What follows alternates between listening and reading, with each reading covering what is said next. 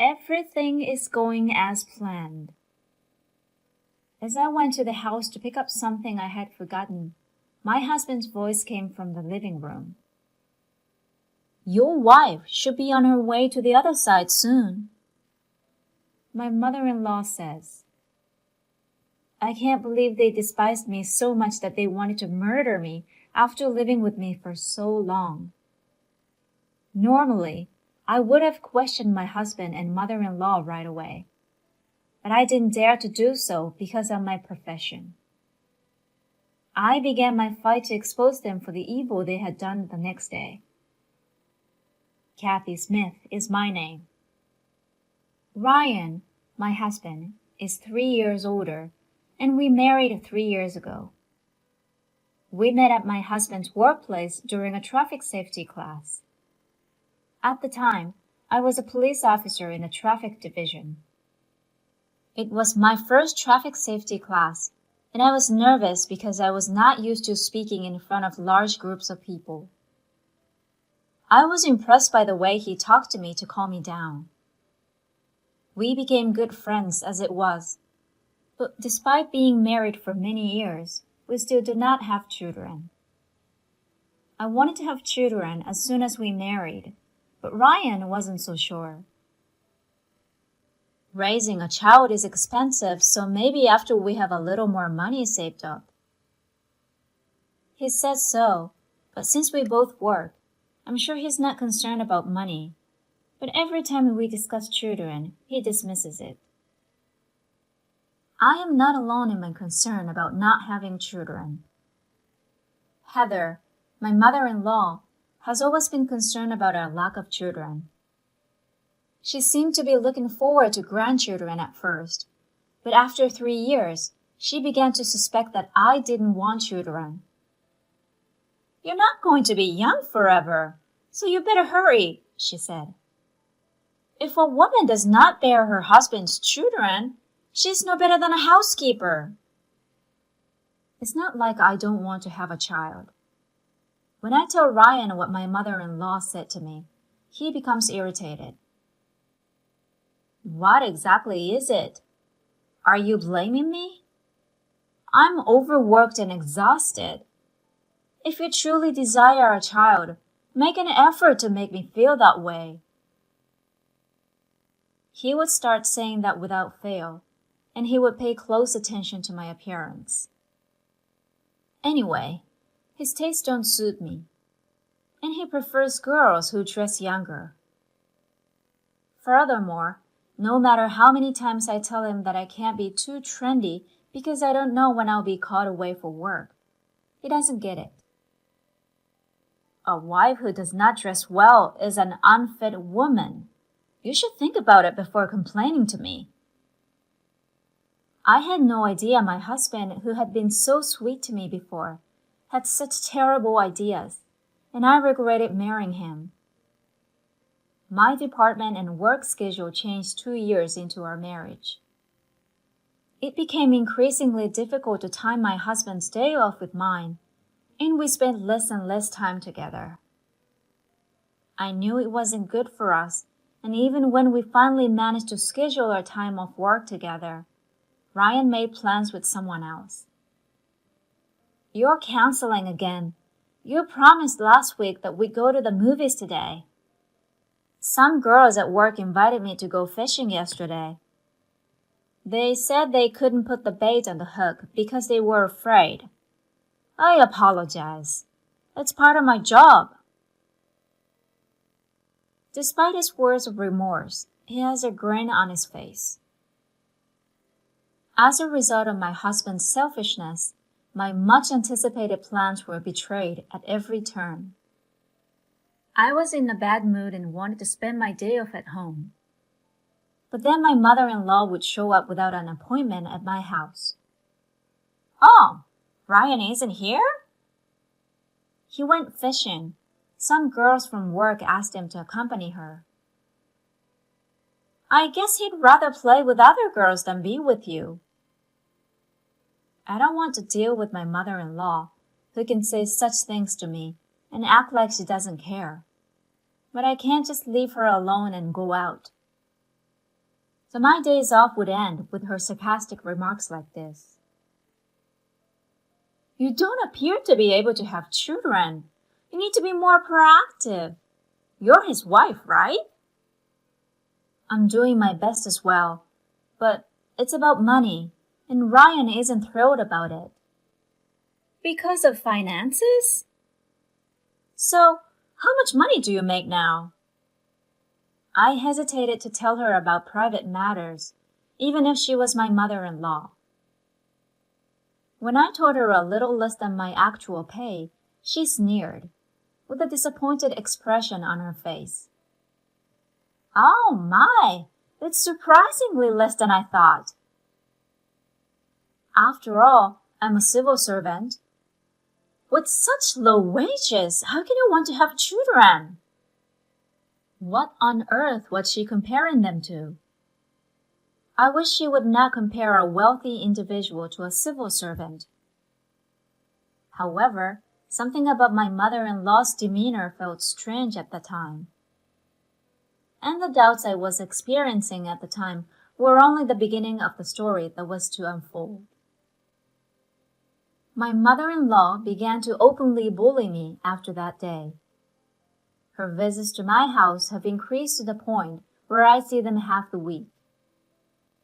When I got home from work one day, my mother-in-law entered the house using her own key and was cooking dinner. Oh my, you're a wife, but you prioritize work over family. It must be wonderful not to have children. Perhaps it was because of my sarcastic mother-in-law's meals, but I was always sick after eating. She would wake me up once when I was sleeping after a night shift. How long do you intend to stay in bed? You're not a good wife if you stay in bed until noon because of your job. This will make a man want to go out and find someone else. She then forced me to eat breakfast.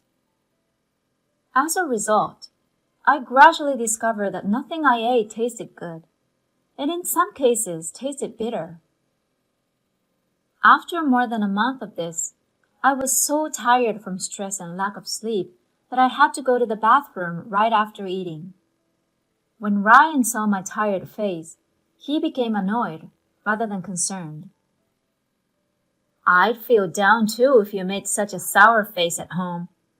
You have been slacking by delegating housework to my mother, so you should at the very least be sociable. She only visits when I'm too busy to do the housework, and she's always sarcastic. You're well aware of this, aren't you? Despite my warnings, he ignored me and continued to watch TV. He refused to listen to what I had to say. Instead, he kept laughing at the TV show, and my rage erupted. Ryan, you don't look at me when we talk anymore. You've started canceling plans with me even on holidays. Are you having an affair? That's a horrible accusation. My husband raised his voice in response to my words. I have a business matters. How can you say that without knowing how difficult it is? You only feel that way because you're the one who's cheating on me. He turned red and spoke in a firm tone. I was too stunned by the power of his words to respond. Furthermore, my husband took it out on the vase on the table, knocking it to the floor and sending shards flying at my feet. You don't have to go this far. That was the first time I had felt threatened by my husband. Such incidents have occurred on numerous occasions since then, and simply being at home with my husband has made me feel uneasy. I had to leave the house for a few days for work one day. I left for my business trip, but I realized I had left my important notebook at the door and forgotten about it. So I hurried back home.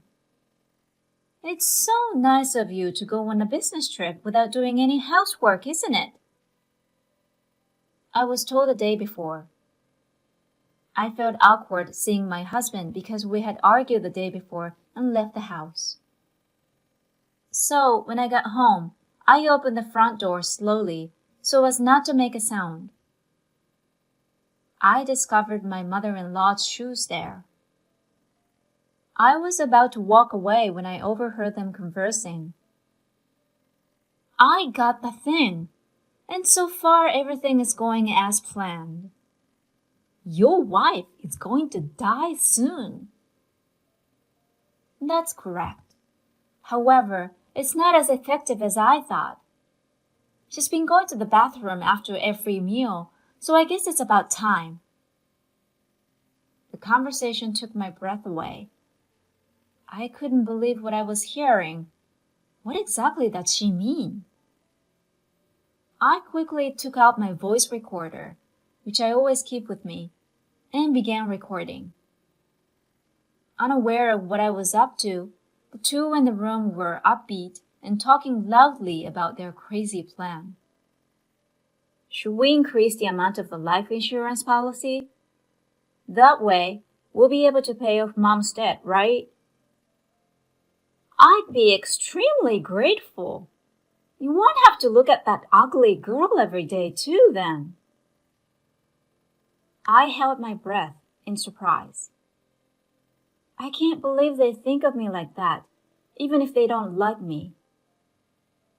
In addition, I could hear him saying, "She's a police officer, but in the traffic department, so she'll never find out about it." I gradually became more angry than sad, vowing vengeance on them.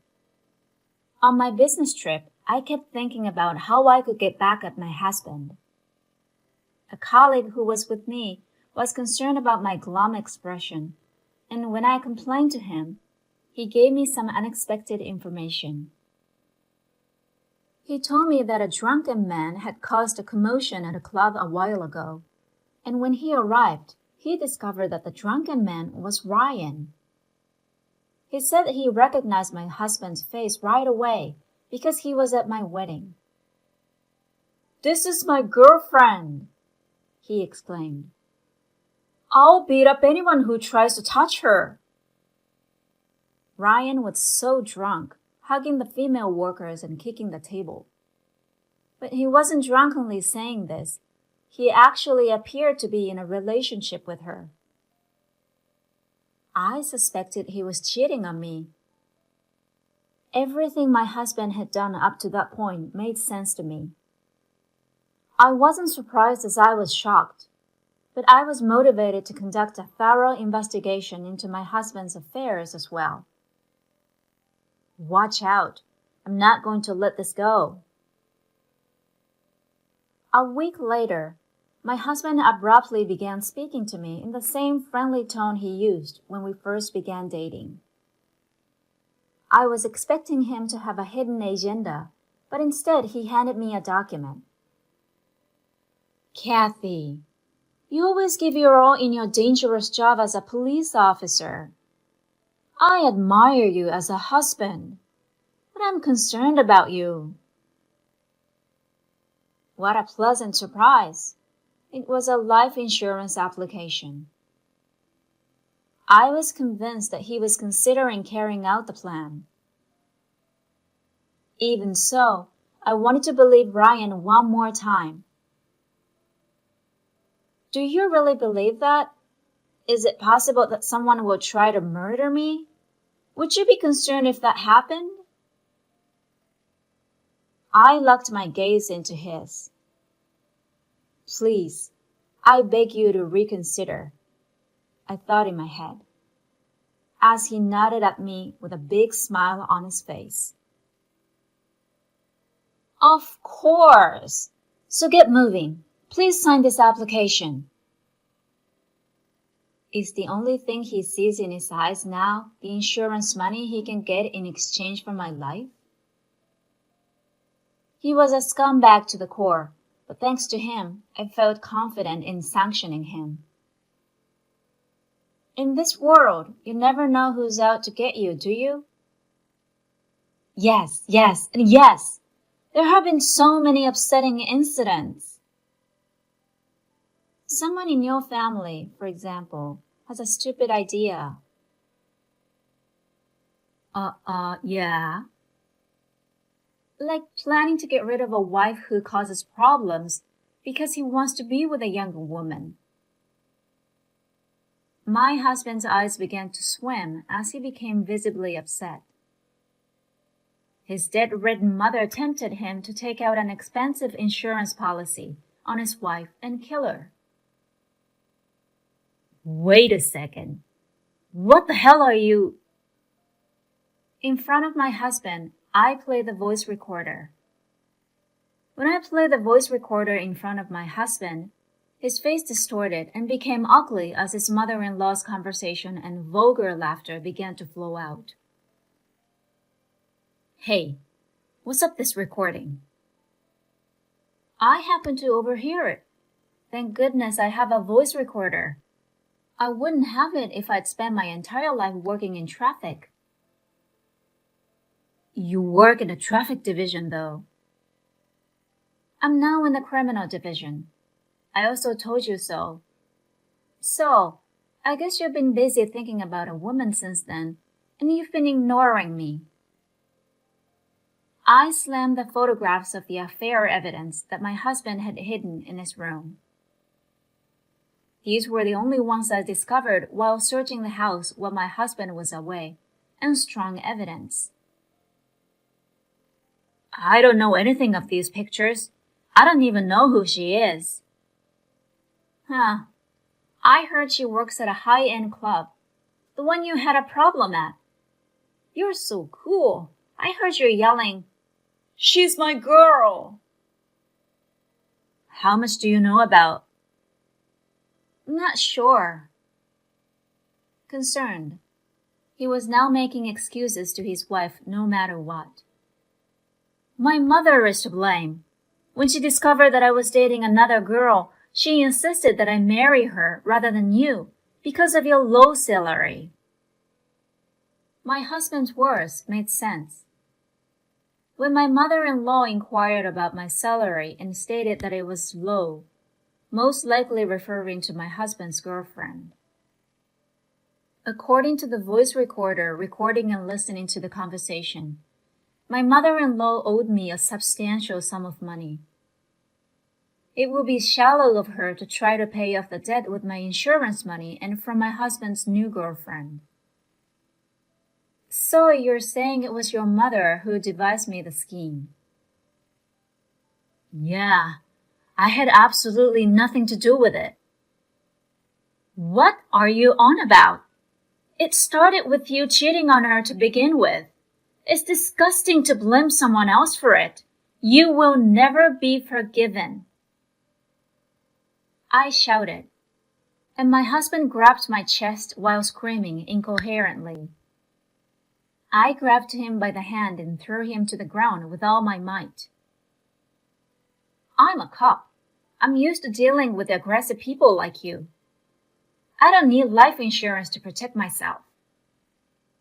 My husband became weak and apologetic when he saw the handcuffs. You're arrested. I apologize. I don't know what I was doing. Please accept my apologies.